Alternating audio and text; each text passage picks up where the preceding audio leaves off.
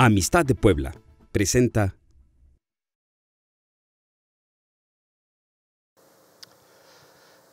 Muy buenos días, ¿cómo están? Ya estamos listos para comenzar. Póngase en pie, por favor.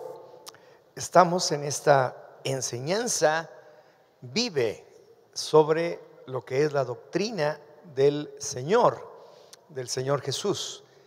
Y qué día tan hermoso para estar estudiando todo aquello que Él nos legó, nos dejó como una gran herencia para nuestra vida. Estamos en esta ocasión ya viendo acerca de el arrepentimiento. Hemos visto ya varios temas muy importantes y también muy interesantes, pero estamos viendo ahora este tema y vamos a poner esto en las manos del Señor para que podamos recibir, entender, sembrar en nuestra vida palabra viva, semilla incorruptible de su palabra para que produzca fruto, que es lo que realmente deseamos, aplicarla en nuestra vida para que se note y haya fruto en todo tiempo. Jesús, gracias. Gracias, Señor, por estos días tan hermosos que nos has regalado, en donde hacemos memoria y recordamos lo que tú hiciste por nosotros, por tu sacrificio en la cruz, por todo aquello que nos ha dado a cada uno de nosotros y a millones de personas salvación y vida eterna en la presencia del Señor. Gracias, porque hoy también recordamos que tú estás vivo, que no te quedaste clavado en esa cruz, ni tampoco te quedaste enterrado en esa tumba, sino que al tercer día, conforme a lo escrito, conforme a lo que dice tu palabra, resucitaste de los muertos. Y hoy, Señor, es nuestra garantía, el sello de lo que hemos creído y por lo cual también hoy vivimos. Gracias, Señor, en tu nombre. Gracias. Amén. Pues tome su lugar, por favor. Qué hermoso tiempo. Estamos en este tema. Lo comenzamos hace 8 días, página 61. Ahí en su libro, si no tiene libro, compre un libro de estos. En verdad, no solamente es porque ahora lo pueda utilizar o dentro de 8 días o dentro de 15 o 20, no, sino porque es un libro que vale la pena que tenga cerca en su librero, porque tiene muchísimo de lo que es la doctrina más importante para cada uno de nosotros creyentes. Entonces es como un compendio pequeño de todo aquello que necesitamos aprender y saber y mantener en nuestro corazón, en nuestra mente, para que podamos caminar siguiendo los pasos del Señor Jesús. Así que es muy económico, cuesta 50 pesos este libro, así que pueden adquirirlo para que lo tenga, como le digo, a la mano, y también para que cuando venga lo pueda seguir y pueda escribir también aquello que es necesario que ponga usted en práctica ahí en este libro. Bien, empezamos la semana pasada y hablamos de la importancia que tiene esta doctrina del arrepentimiento.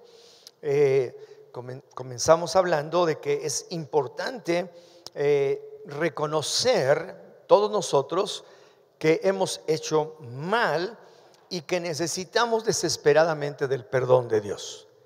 Aun cuando a veces pensamos que hemos hecho bien, por ejemplo, yo así pensaba, pues no soy tan malo, ¿verdad? No soy tan malo, no hago tantas cosas como otros, pero en realidad es que todos somos pecadores, todos estamos mal y todos necesitamos del perdón del Señor y todos necesitamos de su enseñanza para poder caminar siguiendo sus pasos, para poder caminar con Jesús. Entonces pues es muy importante y aprendimos que arrepentimiento, tanto lo que quiere decir en el Antiguo Testamento como lo que quiere o nos indica también el Nuevo Testamento, se complementan estas dos ideas y que dan como resultado un cambio de mente, un cambio en nuestra manera de pensar conforme a cómo estábamos llevando nuestra vida, que va a dar como resultado un viraje exterior en donde nos mueve en la dirección contraria a donde íbamos. Íbamos derechito hacia el infierno, ¿verdad? Estábamos muertos, dice la Escritura, andábamos en tinieblas, pero cuando en nuestra mente nos damos cuenta verdaderamente que estamos mal, eso da como resultado que tengamos nuestra voluntad para poder virar. Les comentaba el caso del hijo pródigo, que ya estando en esta región lejana, en donde había acabado con toda su herencia y su dinero, estaba con los cerdos, deseaba comer de la misma comida que le daban a los cerdos, pero nadie le daba. Y entonces dice la Escritura que él dice volviendo en sí. O sea, ahí hubo un momento en el que se dio cuenta a través de su mente, diciendo: ¿qué hago acá? Si en la casa de mi padre los jornaleros en este momento están comiendo y viviendo mucho mejor que yo. Entonces es realmente un cambio de mente. Pero el cambio de mente se da a través del regalo que Dios nos ha dado de nuestra libre voluntad. Dios nos ha dado libre albedrío. De tal manera que si usted aquí viene y escucha y está muy contento, pero no hace nada, pues se queda como está, ¿verdad? No hace nada, porque se tiene que accionar la voluntad. Porque si no accionamos nuestra voluntad, entonces usted está creyendo en algo ciegamente y se convierte en un fanatismo en lugar de una verdadera creencia, en lugar de una verdadera fe en el Señor. Primeramente tenemos que accionar nuestra voluntad y darnos cuenta: mi vida no está bien, estoy mal, soy un pecador, cometí adulterio, cometí robo, cometí esto, lo que sea. Darnos cuenta para decir: no está bien. Y entonces a través de eso, ya entonces sí, accionar nuestra voluntad y decir: no más, Señor. ¿Qué hizo este joven? Él dijo: iré a casa de mi padre y le diré: Padre, he pecado contra el cielo y contra ti, ya no soy digno de ser llamado tu hijo, hazme como a uno de tus jornaleros. Entonces él cambió completamente su mente y entonces fue con su padre. Bueno, pensó primeramente: voy a ir. Muchos se quedan en el voy a ir, pero no van. Entonces no pasa nada, nada, sus vidas siguen igual, van a caminar toda la vida bajo esas circunstancias. Pero cuando se dan cuenta de lo que son y giran, como dice aquí, un viraje exterior en la dirección contraria a donde iban, y reconocen y le dicen: Padre, he pecado contra el cielo y contra ti. Entonces en ese momento lo que surge es fe en creer que verdaderamente el Padre le recibirá y le perdonará. Y así fue. Entonces por eso es tan importante el que podamos entender el concepto completo bíblico de lo que es el arrepentimiento. En el Antiguo Testamento era realmente voltear, girar, regresar. Y en el Nuevo Testamento es cambio de mente, metanoía es la palabra en griego utilizada. Entonces vemos que estos dos se complementan: un cambio de mente, accionamos nuestra voluntad, le decimos al Señor lo que realmente somos, pero que no queremos ser, que le necesitamos y que vamos a Él desesperadamente. Y Él nos recibe. Y por eso el Señor Jesús vino a la tierra. Dice la Escritura que de tal manera amó Dios al mundo, nos amó tanto que envió a su Hijo, el Señor Jesucristo, a morir en una cruz, como sabemos. Dice: para que todo aquel que en Él cree no se pierda, mas tenga vida eterna. Porque no envió a su Hijo al mundo para condenarlo, sino para que el mundo sea salvo por medio de Él. Entonces volvemos hacia Él. Y bueno, vemos también el contenido del arrepentimiento. Entonces, un cambio de mente, pero que nos lleva también a un morir al viejo hombre y renacer o nacer espiritualmente a una nueva vida. Vimos el caso de Nicodemo. Después vimos también el caso del joven rico, y nos damos cuenta que este joven tenía sinceridad y quería, porque le dice al Señor: ¿qué hago, Señor? Yo quiero obtener la vida eterna. Y el Señor dice que le amó, y le amó con todo, y le dijo: bueno, está bien, puedes heredar la vida eterna, pero solamente te falta una sola cosa. Porque le pregunta: mira, pues tienes que hacer esto, amarás a tu padre y a tu madre, no adulterarás, no robarás, dice: todo lo he guardado desde mi juventud. O sea, era un chavo bueno. Pero le dice el Señor: solamente te falta una cosa. Ve, vende todo lo que tienes, dalo a los pobres y vente conmigo. Sígueme. Imagínense, ahora que nosotros estamos aquí y lo vemos, decimos: no, pues caray, no sé cómo hizo eso, porque rechazó la oferta del Señor. Nosotros no la hubiéramos rechazado. Uno piensa así: yo me voy con el Señor porque sé que ahí estoy seguro, porque Él me está diciendo: ven, sígueme. Pues Él me va a cuidar, Él va a guardarme, Él va a estar cerca de mí, Él va a estar en todo momento, y Él es la vida, Él es el poder de Dios, Él es todo. Pero este joven no quiso. Y entonces, ¿qué fue lo que pudo más? Pues él estaba enfocando su vida totalmente en las cosas materiales en lugar de en las cosas celestiales.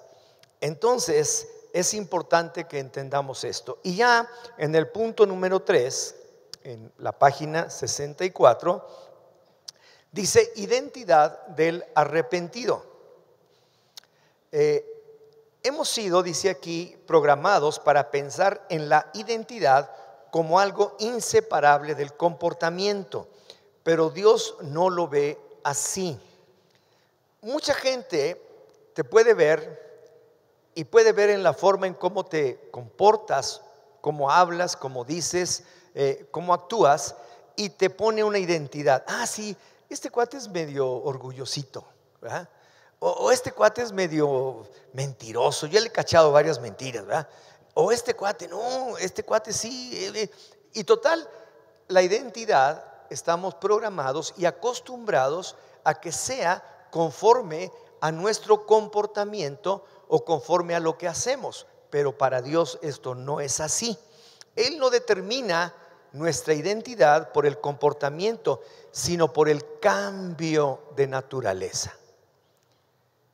Nosotros éramos carnales, vendidos al pecado, no teníamos nada del espíritu ni nada de espirituales, pero cuando nosotros nos rendimos a Jesús, aceptamos su perdón, aceptamos por gracia lo que Él nos ofrece, entonces dice que perdona nuestros pecados, nos hace pasar de muerte a vida, de tinieblas a luz, y automáticamente nuestra naturaleza cambia. Ahora somos también seres espirituales. Digo también porque usted sigue siendo carnota, ¿verdad? Y yo también, ¿verdad? Todos. Pero ahora también tenemos el Espíritu de Dios en nosotros, y nuestro espíritu que estaba dormido ha renacido. Hemos nacido del Espíritu. Entonces, para Dios esto es muy importante. Y Romanos 8 nos lo explica muy bien. Dice: porque todos los que son guiados por el Espíritu de Dios, estos son hijos de Dios. Pues no recibieron el espíritu de esclavitud para estar otra vez bajo el temor, sino que recibieron el espíritu de adopción como hijos, en el cual clamamos: Abba, Padre. El Espíritu mismo da testimonio juntamente con nuestro espíritu de que somos hijos de Dios. Y si somos hijos, también somos herederos, herederos de Dios y coherederos con Cristo, si es que padecemos juntamente con Él, para que juntamente con Él seamos glorificados. Entonces aquí lo explica muy claramente aquello que estamos comentando. El inciso A: lo que eres a nivel espiritual determina tu verdadera identidad. O sea, lo que tú eres en tu corazón, en tu interior, es lo que realmente identifica o te da tu identidad. Entonces nuestra identidad no está basada en nuestro comportamiento o en nuestro desempeño. Nuestra identidad tiene que ver con el cambio, la transformación que Dios ha hecho en nosotros. Ya no somos criaturas. Esto me encanta porque todas las personas que están aquí, todos los que están afuera y todos los que hay en el mundo, son personas que han sido creadas por Dios. Son criaturas de Dios. Él nos hizo. Nosotros no nos hicimos a nosotros mismos. Pero solamente aquellos que creen en el Señor, que creen en el Señor Jesucristo, que creen en lo que Él hizo, son hijos. No todos son hijos de Dios, son criaturas de Dios. Pero hijos solamente aquellos que han confesado con sus labios que Jesucristo es el Señor. Y entonces, ya si somos hijos, como dice aquí el libro de Romanos, entonces somos herederos. Y si somos herederos, también somos coherederos juntamente con Cristo de todas las cosas. Entonces, como hijos de Dios, somos herederos de Dios. El cambio ha sido tan radical, tan fuerte en nuestras vidas, que realmente es algo que ni siquiera alcanzamos a comprender, porque es como un nuevo nacimiento. Así nacemos de nuevo. Nacemos del Espíritu, como que las cosas de nuestra vida pasada quedan atrás y hay un nuevo nacimiento, pero no de un bebé, ¿verdad? En la carne, sino realmente en el Espíritu. Nacemos del Espíritu y es un nuevo nacimiento que trae para nosotros una vida nueva en todos los aspectos. Entonces hemos pasado de muerte a vida, de tinieblas a luz, como dice aquí. Y este nuevo nacimiento ha hecho de nosotros una nueva persona. Efesios 1 dice aquí: habiendo sido iluminados los ojos de su entendimiento, para que conozcan cuál es la esperanza a la que los ha llamado, cuáles las riquezas de la gloria de su herencia en los santos, y cuál la inmensurable grandeza de su poder para con nosotros los que creemos, conforme a la operación del dominio de su fuerza. Como hijos de Dios, verdaderos hijos de Dios, somos herederos de Dios. El inciso C nos viene a dar también perfectamente, con claridad, lo que ahora somos en Él. Dice: ya no somos esclavos. Dile al que está a tu lado: ya no soy esclavo. Ya no somos esclavos. Dice Juan 8: el esclavo no permanece en la casa para siempre. El Hijo sí queda para siempre. Así que si el Hijo los hace libres, serán verdaderamente libres. El esclavo no podía permanecer, pero el Hijo sí. Como ese hijo pródigo que regresa y dice que ya viene pensando cómo le va a hablar a su papá, ya viene pensando qué es lo que le va a decir y ya está temeroso de encontrarlo. Pero cuando el padre lo ve, dice que sale corriendo, abre los brazos y lo recibe con un abrazo. No lo merecía, se había gastado todo el dinero en parrandas y en cosas. Sin embargo, lo recibe y dice: mi hijo muerto era, pero ahora vive, ahora ha renacido. Qué tremendo. Por eso estaba feliz, por eso hizo una fiesta tremenda para él. Entonces, ¿de qué éramos esclavos? Del pecado. Esclavos de nuestra propia naturaleza. Esto es bien importante. Por desgracia, aún de pequeños o en algún momento dado, somos influenciados por ataques del maligno, por tentaciones que padecemos, y se van quedando en nuestra vida cosas que solamente el Señor puede quitar, puede limpiar, puede sacarlas totalmente de nuestro ser. Y si no salen de nuestra vida, nosotros seguimos esclavizados, encadenados. Por eso cuando tenemos un mal hábito, un pecado repetitivo, algo que no podemos quitarnos, necesitamos ser ayudados, necesitamos que otros más vengan y nos enseñen acerca de eso. Por ejemplo, ahora están tomando un curso que se llama Ríos de Limpieza, aquí arriba con Leo y Adelita. Hay más de 200 personas ahí que están en ese plan. Es que yo creo en Dios, es que yo creo en que he sido perdonado, es que yo creo, pero esto no me lo arranco con nada. Entonces tú necesitas pasar por un tiempo en donde se explique, y nuevamente utilizando tu entendimiento y tu razonamiento, llegues a la conclusión de que sí puedes ser liberado, que sí puedes salir de ti cualquier cosa, y a través de la fe en el Señor, el Espíritu Santo hace la obra en tu vida. Por eso muchos se quedan con eso y no pueden avanzar en el crecimiento y su madurez espiritual. Pero necesitamos hacerlo, porque somos hijos y los hijos sí quedan. Pero si hay algo por ahí amarrado, ¿sabes qué? Hay respuesta en el Señor. Hay respuesta en Él. Número 4, justos. Ya vimos todo lo demás, nuestra identidad, el arrepentimiento, etcétera. Pero cuando Jesús enseña que hemos sido considerados justos delante de Dios, se refiere al cambio de naturaleza que Él mismo produce. Romanos 5, versículos 1 y 2 dice: justificados pues por la fe, tenemos paz para con Dios por medio de nuestro Señor Jesucristo, por medio de quien también hemos obtenido acceso por la fe a esta gracia en la cual estamos firmes. Fíjese, uno tiene que estar firme en la gracia. Tiene uno que estar pensando: yo estoy en la gracia de Dios, estoy firme, no me voy a mover, no voy a permitir que el diablo me meta mentiras, no voy a permitir que nada obstruya mi paz, que me quite la paz que Dios me ha dado. Y nos gloriamos en la esperanza de la gloria de Dios. Entonces, inciso A, Jesús es el que justifica, Él es nuestra justicia. Ahora, aquí es bien importante entender una cosa. Nosotros no podemos ser justos o no nos podemos hacer justos por nosotros mismos. La Biblia dice: no hay un solo justo en la tierra, ni uno solo. Entonces nosotros no podemos.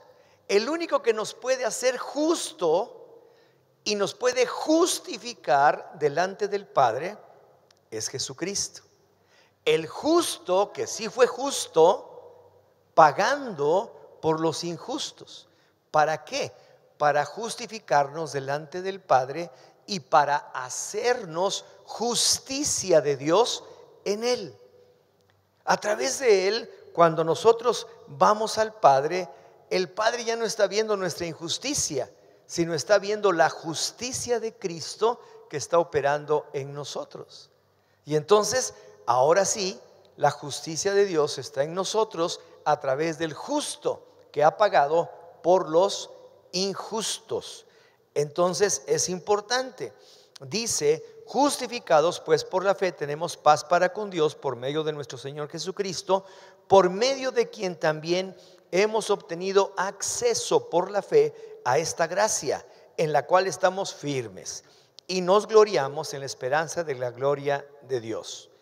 Romanos 3, 21 al 28 dice: pero ahora, aparte de la ley, se ha manifestado la justicia de Dios atestiguada por la ley y los profetas. Esta es la justicia de Dios por medio de la fe en Jesucristo para todos los que, ¿qué dice? Creen. Es por medio de la fe. Dice: pues no hay distinción, porque todos pecaron y no alcanzan la gloria de Dios, siendo justificados gratuitamente por su gracia mediante la redención que es en Cristo Jesús. Como demostración de su justicia, Dios lo ha puesto a él como expiación por la fe en su sangre, a causa del perdón de los pecados pasados, en la paciencia de Dios, con el propósito de manifestar su justicia en el tiempo presente, para que él sea justo y a la vez justificador del que tiene fe en Jesús. ¿Dónde pues está la jactancia?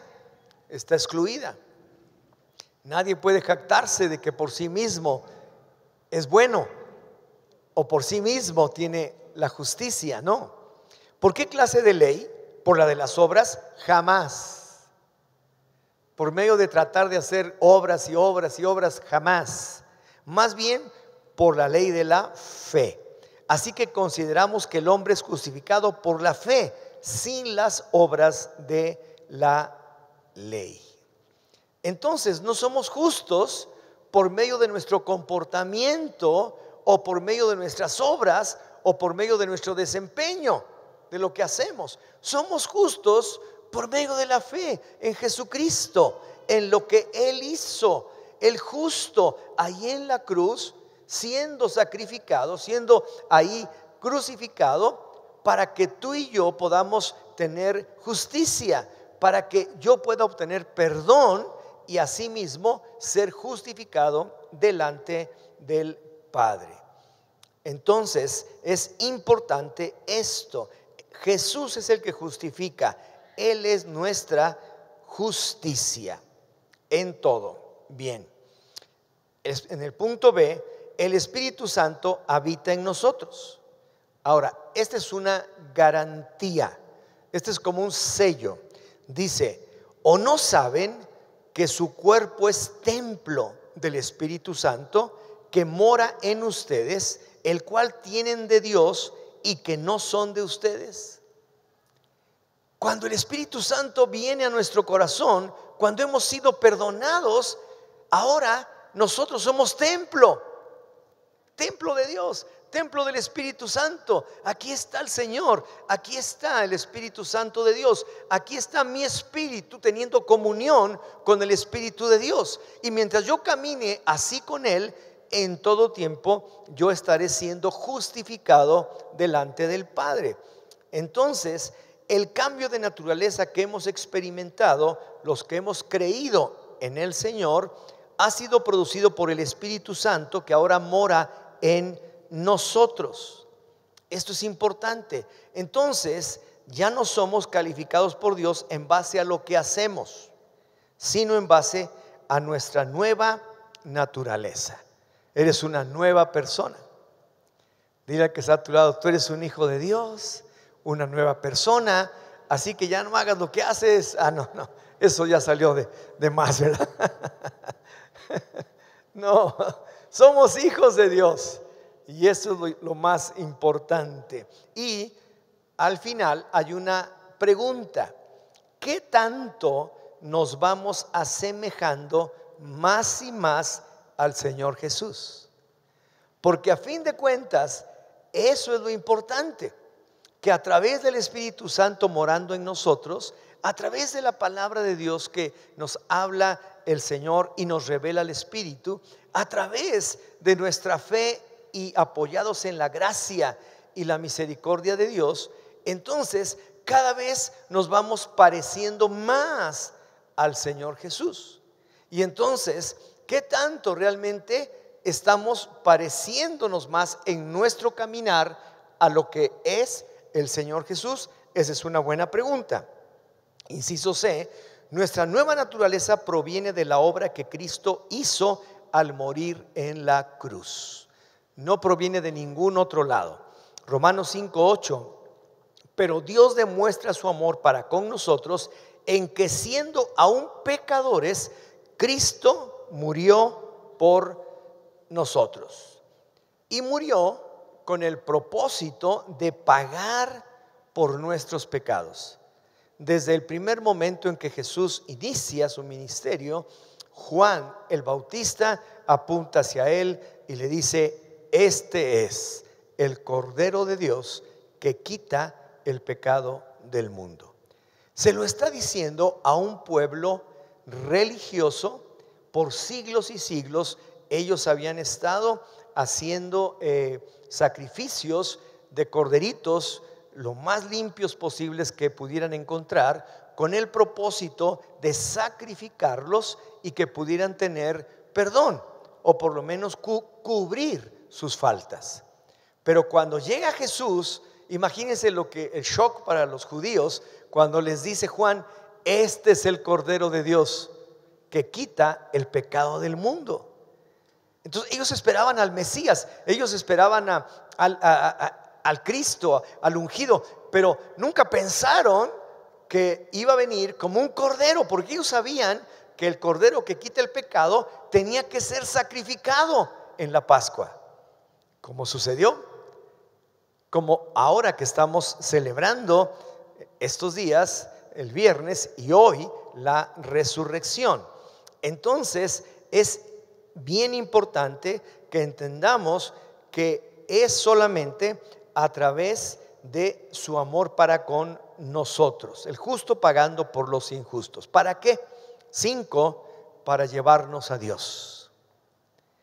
Dice aquí en 1 de Pedro 3:18: porque Cristo también padeció una vez para siempre por los pecados, el justo por los injustos, para llevarnos a Dios, siendo a la verdad muerto en la carne, pero vivificado en el Espíritu. Entonces, lo único que podía condenarnos es el pecado no perdonado. Lo único que nos condena y nos mantiene sufriendo y nos mantiene alejados de Dios es el pecado. Es el pecado. Pero el pecado, cuando es confesado ante Dios, rendidos delante de Él y aceptando el perdón, la obra de gracia del Señor Jesucristo en la cruz, es quitado. Entonces, un pecado confesado es un pecado que ya no existe. Entonces, pecado confesado, pecado perdonado, pecado olvidado. Ya no hay más. Hemos aceptado ya de parte de Dios esto y ya. Hay gente que se la pasa toda la vida arrepintiéndose de algo que hizo hace 20 años. Ya no lo ha vuelto a hacer, pero se sigue acordando de lo que hizo. Y será por lo que hice, por lo que me va tan mal y no sé qué, no sé qué. ¿Sabes qué? Te va tan mal porque no has creído. Ya tu pecado ha sido perdonado. Ya déjalo, por favor. Si ya lo confesaste verdaderamente arrepentido de todo corazón, ya tu pecado es perdonado. Y si tu pecado es perdonado, tu pecado está en el fondo del mar. Es pecado olvidado. Solamente cuentan los nuevos. Y esos nuevos sí te tienes que arrepentir de ellos, pero no vivir todo el tiempo amargado y condenado por pecados que has cometido o pecado que has cometido desde hace tiempo, porque eso te persigue toda la vida y no te deja vivir en paz. Acuérdate que lo primero que sucede es que viene paz a nuestro corazón. Entonces, nuestra nueva naturaleza proviene de la obra que Cristo hizo al morir en la cruz. ¿Para qué? Para llevarnos a Dios. Ahora, Cristo gana el perdón, pero ese perdón es para toda la humanidad. Todo el pecado de la humanidad, de antes, del pasado, del presente y del futuro, quedó sobre el Señor ahí en la cruz. Por eso es que Él está juzgando todo el pecado. Todo el pecado. Porque si no, dice, tendría que otra vez estarse ofreciendo. Pero dice que se ofreció una sola vez y para siempre. Ya no había necesidad de más. Entonces tú dices, oye, pero es que, ¿y si llego a pecar? Pues arrepiéntete, ¿verdad? ¿Por qué? Porque abogado tenemos para con el Padre, a Jesucristo el justo. Aquel que dice, está bien, no hay problema. no hay problema. Yo ya pagué por ese pecado. Entonces yo estoy en ese entendido en mi mente de que Él me perdonó por su amor hacia mi vida, por la gracia infinita que Él derramó en la cruz y que me invita para que yo ya no vuelva atrás.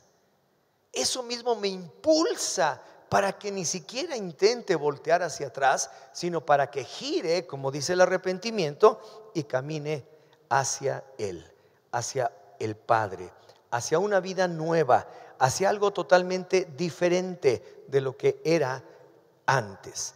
Por eso es importante. Entonces, es un ejercicio permanente. Fíjese bien esto en el inciso A. Es un ejercicio permanente el ir renovándonos en nuestra percepción de las cosas espirituales. Es un ejercicio permanente. ¿Y sabe por qué? Porque usted peca y yo también. Entonces, ese es un ejercicio permanente de decir: Señor, perdóname, la regué, pero le quiero decir una cosa: yo soy diferente al que era hace 30 años. Soy diferente al que era hace 20, soy diferente al que era hace 10. Y cada vez estoy creciendo y madurando, como dice la Biblia, y voy alcanzando cierta madurez que dice hasta alcanzar la estatura del varón perfecto, que será cuando estemos en la presencia del Señor. Y como decía Pablo, no es que ya lo haya yo alcanzado, sino que sigo adelante, prosigo a la meta. Entonces es un ejercicio permanente. Nadie puede decir: ya no voy a pecar, ya no voy a pecar. Al momento que lo está diciendo ya está pecando. No, tiene que ser un ejercicio permanente el ir renovándonos en nuestra percepción de las cosas espirituales. Dice Efesios 4: con respecto a su antigua manera de vivir, despójense del viejo hombre que está viciado por los deseos engañosos, pero renuévense en el espíritu de su mente y vístanse del nuevo hombre que ha sido creado a semejanza de Dios en justicia y santidad de la verdad. ¿Qué es lo que sucede? Que vamos tomando día a día mayor conciencia de las cosas. Vamos tomando cada vez más y más conciencia de que esto no, de que esto ya no, de que esto se puede ir quedando atrás, ya no me afecta, ya no tiene por qué afectarme. Y entonces vamos haciendo mayor conciencia y vamos dejando atrás, y el Espíritu Santo nos va ayudando en nuestro caminar diario. Entonces, mayor conciencia de las cosas que ya no son compatibles con nuestra nueva naturaleza. Si tú eres un hijo de Dios, has nacido de nuevo, las cosas viejas de tu vida pasaron, despójate del viejo hombre. Ya no permitas nada, ya no es compatible contigo. Toma conciencia de que estás limpio y que no quieres mancharte. Toma conciencia de que puedes intentar ir dejando atrás el viejo hombre que está viciado conforme a los deseos engañosos, y ahora vístete del nuevo hombre que ha sido creado por Dios conforme a la justicia de Él y la verdad de su palabra. Tremendo. Esto es lo que Dios hace. Entonces vamos tomando conciencia y vamos viviendo conforme a lo que ahora somos, justos. Y el último punto es una victoria más gloriosa. La victoria más gloriosa de Cristo por medio de su sacrificio fue arrancar a los pecadores de las manos de Satanás. Esa fue la mayor victoria. Estábamos en las manos del maligno, nos tenía bien agarrados del pescuezo, pero cuando nos damos cuenta: ¡ay, me está ahogando y te das cuenta: no, es que mi vida no puede ser así, no puedo seguir así. Y empiezas a clamar, y Señor, clamo y perdóname, y de repente ¡fum!, Satanás se va por otro lado, nos arranca de las garras del Satanás y nos lleva hacia Él. Él cargó con nuestro pecado y obedeció al Padre, cumpliendo la ley. Dice Hebreos 10, pero habiendo ofrecido un solo sacrificio por los pecados, se sentó para siempre. ¿A dónde? A la diestra de Dios, esperando de allí en adelante hasta que sus enemigos sean puestos como estrado de sus pies. Creo que esto nos da una claridad, nos enseña realmente cómo es el arrepentimiento. Usted necesita volver a leer esto. Usted necesita leer estos puntos, irlos digiriendo, irlos masticando, llevando, porque eso es lo único que realmente le puede mantener en esta conciencia clara de que su naturaleza es nueva y de que ya no tiene por qué volver a la naturaleza antigua, porque es muy fácil volver a caer, es muy fácil que el enemigo nos vuelva a atrapar. Pero cuando tenemos conciencia clara de que Él nos arrancó de ahí y que realmente nos ha hecho nuevos, nos ha hecho justos, ahora caminamos con Él, entonces podemos ir vistiéndonos del nuevo hombre, el cual fue creado, según Dios, en la justicia y santidad de la verdad. Bien, en la siguiente página ahora hay unas reflexiones que usted va a escribir ahí, lo que nos está enseñando. Y dice: el verdadero arrepentimiento bíblico legítimo consiste en un cambio de mente. A veces piensan que la mente no interviene. Entonces, ¿para qué tenemos la voluntad?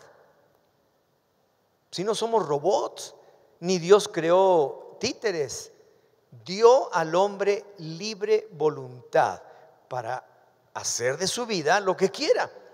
Pero si decide por él, él mismo lo va a ayudar, lo va a bendecir, lo va a llenar con su espíritu para que pueda, con toda conciencia, con toda inteligencia, con toda su mente, caminar en los caminos del Señor. Entonces nos está enseñando aquí: el arrepentimiento bíblico consiste en un cambio de mente que va a dar como resultado un viraje exterior en una nueva dirección. Una nueva dirección. El 2 dice: Dios no determina nuestra identidad en cuanto a nuestro comportamiento, sino en cuanto a nuestro cambio de naturaleza. Nuestra naturaleza era carnal, ahora nuestra naturaleza es espiritual. Entonces, Él no determina nuestra identidad conforme a lo que hacemos, conforme a lo que somos, conforme a lo que nos captamos de hacer, etcétera. No, eso para Dios no significa nada. Pero sí determina nuestra identidad a través de nuestra nueva naturaleza espiritual. Cuando hemos nacido del Espíritu, ya tenemos una nueva identidad. ¿Cuál es esa nueva identidad? Hijos de Dios. Hijos de Dios. Ahora, somos justificados delante de Dios por medio de la fe. Por medio de la fe que tenemos en Jesús, no por medio de las obras. Nadie es justificado por medio de las obras, sino somos justificados delante de Dios por medio de la fe que tenemos en Jesús. ¿Correcto? Ahí lo puede anotar. Y el último, el 4, dice: una vez que somos perdonados, es el Espíritu Santo el que mora en nosotros. ¿Acaso ignoran, dice el apóstol Pablo, que somos templo del Espíritu Santo y que el Espíritu mora en nosotros? No podemos ignorar eso. El Espíritu Santo está en mí, el Espíritu Santo está obrando en mí. Y si tú lees todo lo que el Señor habla acerca del Espíritu en el Evangelio según San Juan, en el capítulo 16, tú te vas a dar cuenta de todo lo que nos ayuda, de todas las cosas que Él hace para que nosotros podamos mantenernos en esta conciencia clara de que ya el viejo hombre quedó atrás, ya me he despojado del viejo hombre y que ahora me estoy vistiendo día a día, conscientemente, me estoy vistiendo del nuevo hombre que ha sido creado según Dios en la justicia y la santidad de la verdad. Así que lean por favor estos 3-4 hojas para que puedan tener los conceptos muy claros acerca del arrepentimiento. Y ojalá y todos pudiéramos decir: ya, las cosas viejas de mi vida quedaron atrás. He aquí, todo es hecho nuevo. El viejo hombre ya quedó. Me estoy vistiendo del nuevo hombre cada día. Y cada día estoy pareciéndome más y más a Jesús, el justo, el que me está justificando delante del Padre. Pues que Dios les bendiga y nos vemos dentro de 8 días para seguir con esto. Recuerde, léalo, porque no solamente se nos puede quedar a través de unas cuantas enseñanzas. Si usted lo lee y empieza a recordar las palabras, va a entender con mayor claridad. Todo tiene que ver con su voluntad. El que lo quiere hacer, lo hará, definitivamente. Pues que Dios les bendiga. Gracias.